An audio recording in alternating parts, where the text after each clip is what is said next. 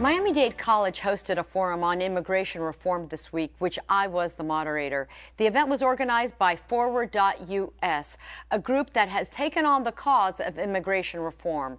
The panelists, which included members of Congress and immigration reform advocates, discussed the economic impact of immigration reform in the U.S. I sat down with Forward.us founder and president Joe Green to find out more about why his group has taken on this important issue. We think America is going through this important transition from an industrial to a knowledge economy, and we think that it's really important that we help to make that transition and to reinvigorate and build the American middle class. And so we've chosen to take on as our first issue immigration reform, and so we are pushing for holistic reform, including improvements to our legal immigration system, fixing immigration enforcement, and a pathway to citizenship for undocumented immigrants. The American economy has always been built by immigrants. And I think that and our economy is driven, job creation is driven by new businesses being started. Immigrants are much more likely than native-born Americans to start new businesses. And I think that, look, we are the most entrepreneurial country in the world. And I think that the reason we're the most entrepreneurial country is that we're a nation of immigrants. We are a nation of people who made the decision to take a big risk, to leave behind everyone and everything they'd ever known to come here. And that is what it is to be an entrepreneur. And I think that entrepreneurial spirit, which has infused throughout our history, comes from being immigrants. And so the more that we draw in entrepreneurial people, the more new businesses are started here, and the more jobs are created. In a knowledge economy, there's only one question you ask in terms of where you locate your business, and that's, where can I find the right pool of talent? And our competitive advantage is that we can draw people from around the world. But if we make it hard for people to come here, they're going to go somewhere else. They're going to go to Canada, they're going to go to Australia, they're going to go to other countries that frankly have more friendly immigration policies. This is all a product of a system that is fundamentally broken. And the reason that it's fundamentally broken is that we have an immigration system that doesn't serve either our economic needs or our values. The reason that we have this broken system is it's so hard to come here legally, and yet we look the other way while people come illegally. And so that's why we advocate a comprehensive approach to this problem, which is that we need to fix our legal immigration system so that people who want to come here either temporarily or permanently to work can do so. And that's going to make enforcement a lot easier, right? The folks at the border aren't going to have to worry about rounding people up who are coming to work in the fields. They can focus on the real bad guys. From an economic perspective, this is a total no-brainer. We have, the undocumented, you have people who, if they were legalized, they'd be paying taxes, fully contributing to our economy, being able to rise up through the economy. I mean, that's a no-brainer. Congressman Diaz-Balart made an important point today, which is that if you are against immigration reform, then you are for the existing system. And the existing system is like the worst. You could not design a worse immigration system than we have now. We have de facto amnesty. If you're anti-amnesty, then you need to be supportive of fixing the system. And I think, this term amnesty gets thrown around. Amnesty means forgiveness with no punishment. Nobody is suggesting that, but people are suggesting punishment to fit the crime. People cross the border illegally to make a better life for their families. As Jeb Bush said, it was an act of love. These are not murderers. These are people that, yes, they broke the law, but they want to get right with the law. They want to pay a fine. They want to learn English. They want to earn the right to become a citizen. If you're one of the people who's blocking reform, then you are complicit in our existing broken system. What's unique about Miami is it's the most international city in the country, right? This is a city that's run by immigrants. You have all these entrepreneurs from all over Latin America that want to base their businesses here, and they can't get visas. Our immigration system is blocking them. It would be such a boon to Miami's economy, if we passed, immigration reform with, including things which are in the proposed bills, like a startup visa, like a staple provision so that college graduates can stay here. People graduating from places like Miami Dade College could stay here and build their lives and build their businesses in Miami. I think you could see Miami as the tech hub of Latin America. We'll have the full unedited panel and an extended interview with Joe Green available on our website, wpbt2.org/issues, or if you want to go to our Facebook page, Issues with Helen Ferre. Joining me to discuss the points of this event and more are Rudy Fernandez, Republican political strategist and former Special Assistant of Intergovernmental Affairs for the George W. Bush administration, and Ray Ruga, founding partner of the CVOX Group. He was appointed to the Office of the Secretary of Defense during the Bill Clinton administration. Thank you both. You know, Ray, it always astounds me that you were under the Clinton administration. Clearly, you were just a child. You met Joe Green the night before the forum. What did you think? What do you think of this presentation? Well, look, I think the work that they're doing is extremely important, and I'm glad that they've taken up the flag of immigration on something to push forward and bring attention to it in it's what's seemingly a very thoughtful manner. And I think that they're looking at it from, various different perspectives of what it means to the tech community, but also what it means for undocumented and other parts of the economy. So I think that, my impression is that I'm happy that they have taken this upon them to help promote a sensible approach to immigration reform. The issue, Rudy, is going to be, are they going to be able to persuade those who need to be persuaded? Look, I think we're making progress. Back when I was in the White House in 06 and 07. And you were also a child when you were there. I don't want to make you look like you were the only one. Thank you for that. I had more hair. I had more hair back then, but then, the second term of the Bush administration was a rocky ride. Yeah. We tried, one of the things where we tried and failed was immigration reform. As you know, President Bush was a big believer in that this made sense from a policy perspective. What's different now is that you have a coalition of right-of-center groups, the tech community, the U.S. Chamber, CEOs nationally, the faith community, stepping up and speaking out on this issue and saying the system is broken, as Joe Green outlined in that interview. And to do anything but fix it is irresponsible and is supporting de facto amnesty. So you have more and more people speaking out. Are we there yet? No, but I think we're making progress. Businesses, Bibles, and badges, law enforcement, all of them are very supportive of this. Ray, you know what was interesting to me about the way Forward.us is dealing with this?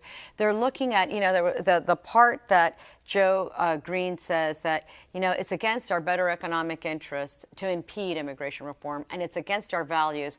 But it's fascinating when he makes the association of entrepreneurship, which is what these techies really are. I mean, this Silicon Valley, it's all entrepreneurial.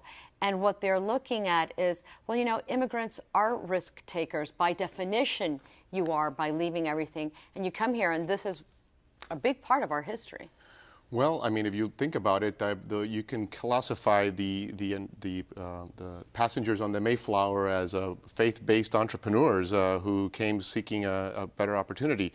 So I agree with that. I think that is one of the things where, as the issue has evolved and different groups have come into the debate, you can begin to find different points of connection and the way of looking at the issue.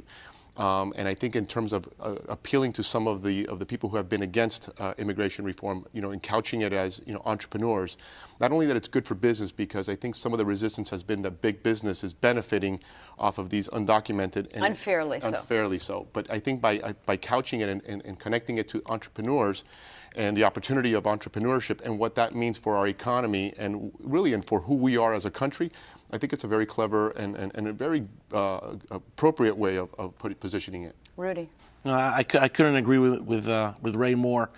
Look, any way you slice it, whether it's from an economic perspective or from a national security perspective or from a humanitarian perspective, immigration reform makes sense. I love talking to fellow Republicans who say, well, we got to secure the border first. It's still one of the lines by holdouts in the U.S. House of Representatives. There's nothing more important from a national security perspective than knowing who these 11 million people are, encouraging them to sort of come out of the shadows. If you know where they work and you know where they live, you got them. That makes sense. And plus, the immigration reform that's being considered would have a lot of border security perspectives. And so right now, I'm going to throw in a comment that Congressman Mario Diaz-Balart, who's been a big champion on this issue on the House side regarding just that issue that you're making right now, Rudy. It is so broken. It is so unfair to folks doing things legally. It is so dangerous to our national security interests, and it is hurting our economy to such a degree that I think it is fair, absolutely legitimate, and it's a positive thing to discuss the specifics as to how do we fix what's broken. But some of the opposition is basically, we don't want to do anything. Well, if you don't want to do anything, you are then advocating for a broken, for a porous border system. You're advocating for having millions of people here in de facto amnesty. You are advocating for a system that is hurting our economy, hurting our ability to create jobs. And Ileana and I and Luis Gutierrez and others and Algeciras and so many others, and we have differences with our colleagues, but we did not get elected to sit back while we know that there's a system that is not working for our country.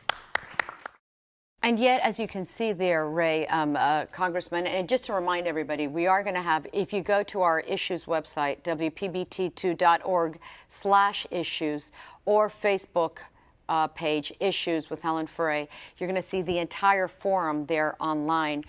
There is a political component to this conversation as well, which has actually held up the ability to even debate it on the House floor. There's a big political cost. I would wager on this one. If immigration reform doesn't become a reality, Republicans are going to lose the state of Florida, and they're going to lose it like they lost California. It wasn't that long ago, actually in our lifetime, that California was voting Republican, but you're seeing a change. And I think immigration reform, it may not be on the top 3 issues that Hispanic American voters care about, but they really do care about it. Well, as someone who obviously advocates the stance of the Democratic Party, I see the benefit politically, although I do more as an American. I'm concerned about the implications of this to our country. The political component, I think, is very simple. And, Rudy and I had been speaking about this. I've always felt that the Republican Party has, whether you agree or disagree, but it has a compelling message to many of the immigrants. I think some of the positions that immigrants, and I can start by saying really the Mexican Americans, which make up probably the largest block of immigrants in this country, could have an appeal. But when a party, sort of writ large, begins to speak about them and taking on a very negative tone to the macro of the community, it doesn't matter what principles and values you stand for. You're against me, and you're against my family, and I don't want anything to do with you, even if I might agree with you on most, if not all, of the issues that you stand for. And so I think and I think that some of the more pragmatic side of the party is coming to bear now to begin to sort of set things straight and say, just thinking politically now, the opportunity is too big, and if we don't get on this now, I mean, we could be looking at a generation of voter deficit, as the Hispanic community continues to grow and become stronger politically. Rudy. Look, immigration is a gateway issue when it comes to politics. You could be for the Republican Party in terms of its economic policies. You could believe in less government.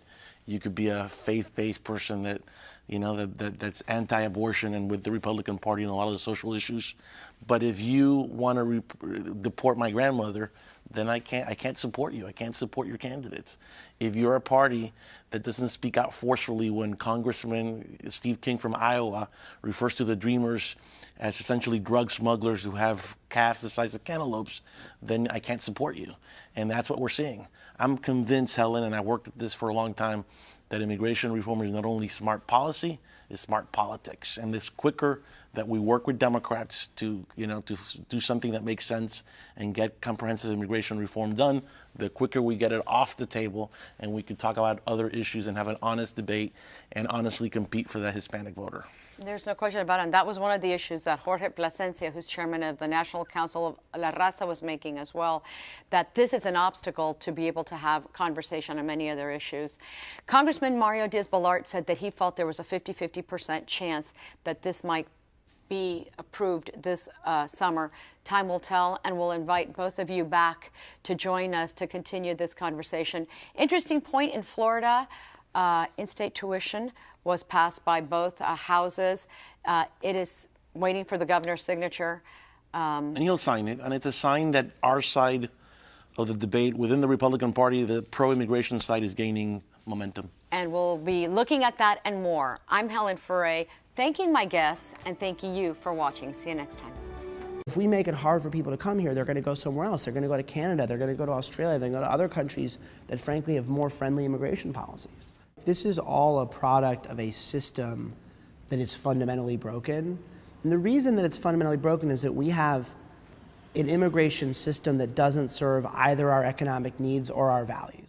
The reason that we have this broken system is it's so hard to come here legally, and yet we look the other way while people come illegally. And so that's why we has taken on this important issue.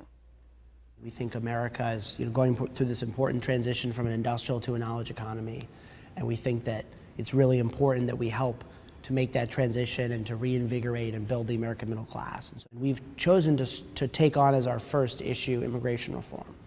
And so we are pushing for holistic reform, including improvements to our legal immigration system, fixing immigration enforcement, and a pathway to citizenship for Miami Dade College hosted a forum on immigration reform this week, which I was the moderator. The event was organized by Forward.us, a group that has taken on the cause of immigration reform. The panelists, which included members of Congress and immigration reform advocates, discussed the economic impact of immigration reform in the U.S.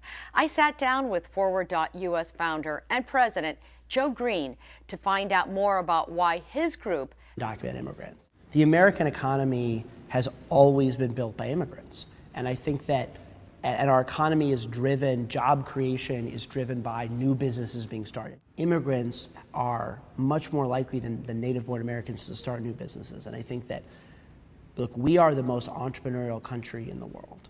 And I think that the reason we're the most entrepreneurial country is that we're a nation of immigrants. We are a nation of people who made the decision to take a big risk, to leave behind everyone and everything they'd ever known to come here. And that is what it is to be an entrepreneur. And I think that entrepreneurial spirit, which has infused throughout our history, comes from being immigrants. And so the more that we draw in entrepreneurial people, the more new businesses are started here, and the more jobs are created. In a knowledge economy, there's only one question you ask in terms of where you locate your business, and that's, where can I find the right pool of talent? And our competitive advantage is that we can draw people from around the world.